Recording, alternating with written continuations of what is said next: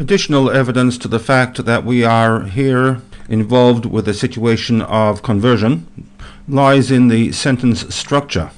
Firstly, when one compares the categories included in the list, one will notice that they are all in the plural format, except for the last three: the ger, the chotev SICHAH, the shoev mimecha, which would point to the fact that there is a commonality between each of the three, and that commonality is that they have all converted into Judaism as opposed to being born into Judaism. This reading of the text would reject the more simplistic interpretation that the chotev SICHAH and the shoev mimecha refer to two groups born into Judaism and whose jobs place them at the lower ends of society. Secondly, all of the items in the list have been recorded as separate entities, as if there was a comma inserted between each item and the next. The exception to the rule is the chotev SICHAH and the shoev mimecha, where we have a range me chotev SICHAH ad shoev mimecha, from to. Had the chotev SICHAH and the shoev mimecha been two categories as part of the Bnei Yisrael, then the wording should have been v'gerecha asher bekerev machanecha, comma, chotev SICHAH, comma, v'shoev mimecha. The fact is that the wording of the text is me chotev SICHAH ad shoev mimecha, which suggests that the chotev and the shoev are linked to and define the ger. This process would be analogous to the klal prat technique of text interpretation, where you have a klal, in this case the ger, followed by the prat, chotev SICHAH, shoev mimecha, and the rule dictates that the prat defines the klal. This is reflected in the translation offered by the Gutnik Chumash. The gerim within your camp who were assigned positions ranging from your woodcutters to water carriers.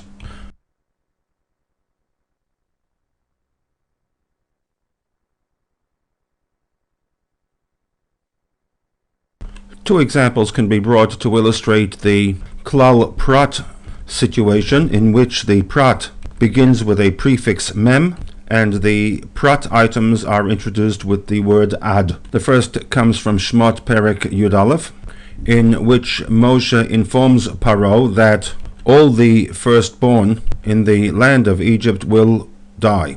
Moshe then goes on to present a range, mi bechor Paro hayoshev al kiso, namely the firstborn of Pharaoh, ad bechor hashifcha, down to the firstborn of the maidservant. This range is the prat component of the earlier mentioned klal.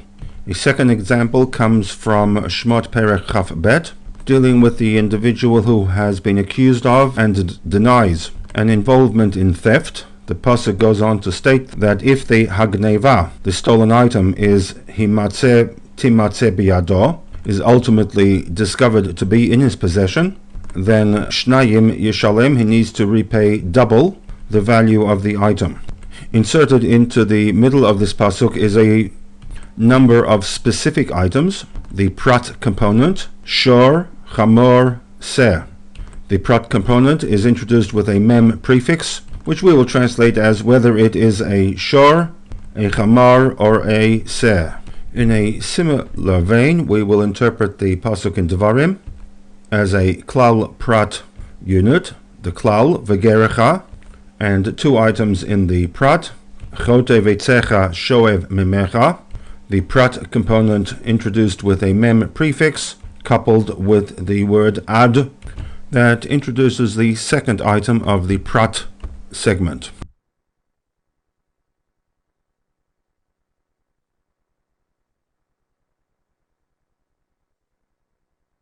Footnote 13 takes note of the weakness in linking the pasuk in Devarim, me chotev SICHAH ad shoev mimecha, with that of Shmot, mi bechor Paro ad bechor hashifcha. There are two weaknesses. The first lies in the fact that a mem prefix coupled with an ad suggests a range from point A to point B. We see this in the pasuk from Chumash Shmot, mi bechor Paro hayoshev al kiso, point A, the king, all the way down through to point B, the bechor of the maid who slaves away behind a grindstone in order to crush grain.